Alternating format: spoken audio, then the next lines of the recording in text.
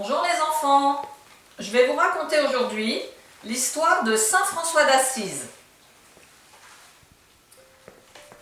Pietro Bernardone est un riche marchand d'Assise dans le nord de l'Italie.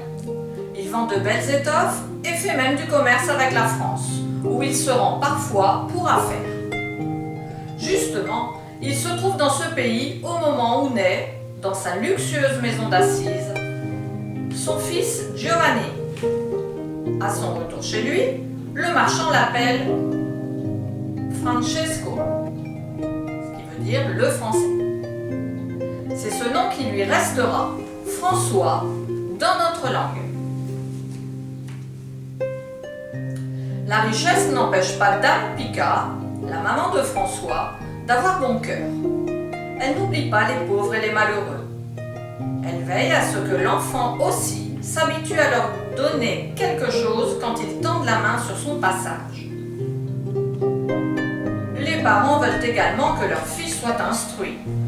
C'est pourquoi ils le font étudier chez le vieux chanoine Guido, à l'école Saint-Georges. Saint-Georges, on raconte que ce saint a, un jour, tué un dragon. C'est le patron des chevaliers. Et François rêve de devenir lui aussi chevalier, même s'il n'est pas noble, et il se voit accomplir les exploits comme ceux de Saint-Georges. En attendant, il grandit, il devient un jeune homme. Il travaille dans la boutique de son père, qui est vraiment content de lui. Mais François n'a pas, dans la ville, la réputation d'un garçon sérieux. Comme il est très riche, il peut faire la fête tant qu'il veut, et il ne s'en prive pas. Avec ses amis, dont beaucoup viennent de familles nobles, il n'hésite pas à traîner dans les rues d'Assise en riant et chantant à tue-tête, même au milieu de la nuit, sans se soucier des gens qui voudraient dormir. Or, un jour, une guerre éclate entre la ville d'Assise et celle de Pérouse. Ce n'est plus le moment de s'amuser, François va se battre avec les autres. Mais il est blessé et fait prisonnier. C'est seulement au bout d'un an que les gens de Pérouse le relâchent, après avoir demandé beaucoup d'argent à Pietro Bernardone en échange de sa liberté. À son retour, François sent que quelque chose en lui n'est plus pareil. Il ne voit plus la même vie, il ne voit plus la vie de la même façon. Toutefois, il repart à la guerre dans l'espoir de devenir chevalier. En route, il s'arrête pour la nuit à Spolète. Là, une voix lui parle dans son sommeil et il comprend qu'il doit rentrer à Assise et y servir le Seigneur. Pietro Bernardone est très déçu. Son fils ne deviendra pas chevalier. Mais François, lui, a la joie au cœur. Il a découvert l'amour de Dieu. Maintenant, il passe des heures tout seul à prier et à chanter les louanges du Seigneur. Il veut obéir à Dieu. Il veut le servir. Mais comment? Voici que sa promenade l'amène à la chapelle de San Damiano, un pauvre petit sanctuaire qui tombe en ruine. François entre. Il voit une grande croix et entend une voix qui s'adresse à lui. « Va, François, répare ma maison !» Il pense alors qu'il faut rebâtir la chapelle et il décide de mettre toute son énergie dans ce projet. Il veut faire des efforts pour l'amour de Dieu. Un jour, il rencontre un lépreux. Au lieu de s'enfuir, comme les autres gens, par peur d'attraper cette terrible maladie à leur tour, il s'approche de l'homme et l'embrasse, lui montrant que Dieu l'aime aussi. Ce François, que tout Assise a vu, il y a quelque temps encore, fréquentait les bals et les banquets, est devenu un jeune homme pieux, qui vit à l'écart et s'occupe essentiellement des pauvres. Il a complètement changé. D'abord, Pietro Bernardone n'y voit pas d'inconvénient. Mais quand il s'aperçoit que son fils a vendu ses vêtements, son cheval et même des étoffes de la boutique pour nourrir des pauvres et pour reconstruire la chapelle de San Damiano, il se fâche tout rouge. Il l'emmène devant l'évêque d'Assise pour que celui-ci oblige le jeune homme à arrêter ses folies et interpelle son fils. Tout ce que tu as est à moi, même tes vêtements.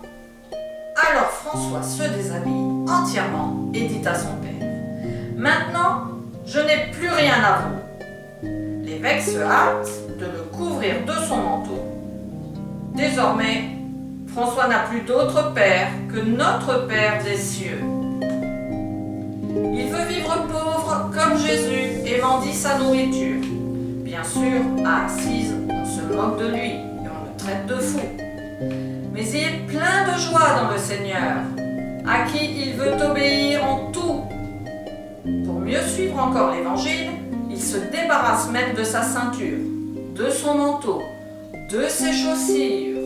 Il ne veut garder que ce qui est absolument nécessaire. Il aime profondément Jésus et parle de lui partout où il passe. Les gens l'écoutent, surpris, attentifs, leur annoncer la paix et la joie du Christ. Il ne leur fait pas de discours, il n'emploie pas de mots compliqués, il s'adresse à eux tout simplement. Ils comprennent facilement ce qu'il leur dit et cela leur va droit au cœur. Non seulement on ne se moque plus de François, mais encore son exemple commence à faire réfléchir ses anciens compagnons. Assurément, il vit dans la plus grande pauvreté, mais il a l'air si joyeux. Un jour, son ami Bernardo da Quintaval vient le trouver. Lui aussi veut tout laisser pour suivre Jésus avec François. Peu à peu, d'autres jeunes gens se joignent à eux. Autrefois, ils rêvaient de devenir de grands personnages. Maintenant, ils veulent se faire tout petits, au service de Dieu et des hommes. C'est pourquoi François les appelle frères mineurs, ce qui signifie à peu près petits frères. Le pape approuve la règle de leur communauté en 1209. On prendra aussi l'habitude de les désigner sous le nom de franciscains, parce qu'ils sont les compagnons de François. Voici que Claire, la fille du noble Favaronne, choisit à son tour la vie de pauvreté que mènent les frères.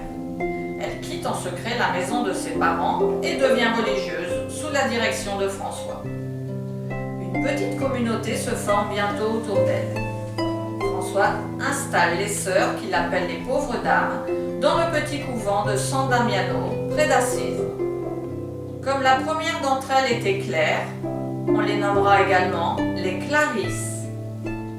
Les pauvres dames ne quittent pas leur couvent, mais les frères mineurs, eux, partent sur les chemins enseigner la bonne nouvelle de Jésus. Certains vont très loin, même jusqu'en Égypte. Comme les disciples que le Christ envoyait prêcher en Palestine, ils s'en vont deux par deux. En septembre 1224, François, pourtant malade, décide de gravir le mont Alverne pour y passer 40 jours à jeûner, comme le Christ au désert. Les trois frères qui l'accompagnent peuvent monter à pied, mais lui, trop faible, doit faire le trajet à dos d'âne. Sur la montagne, plein de joie, il s'installe dans une grotte où il pourra prier seul.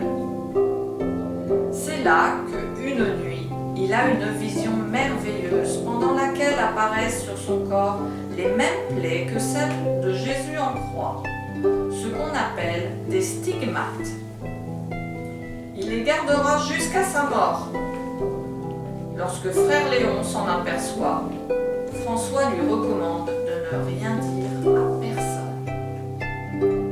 Il revient à Sainte-Marie des Anges, son couvent qu'il appelle par humilité la petite portion. L'année suivante, encore malade et presque aveugle, il passe quelque temps dans une cabane tout près de San Damiano où sœur Claire le soigne. Sa mauvaise santé ne l'empêche pas d'être joyeux et il compose un très joli poème pour rendre grâce à Dieu d'avoir créé tant de belles choses. Le cantique de Frère Soleil. C'est à la petite portion en 1226 que François vit ses derniers jours. entouré de ses frères qui lisent pour lui l'Évangile, prie et chante des psaumes. Il s'endort dans la paix du Seigneur pendant la nuit du 3 au 4 octobre. 2 ans plus tard, déjà, il sera proclamé saint par le pape. Voici une prière, les enfants, de saint François. Vous pouvez la dire chaque jour pour remercier Dieu d'avoir fait le monde si beau.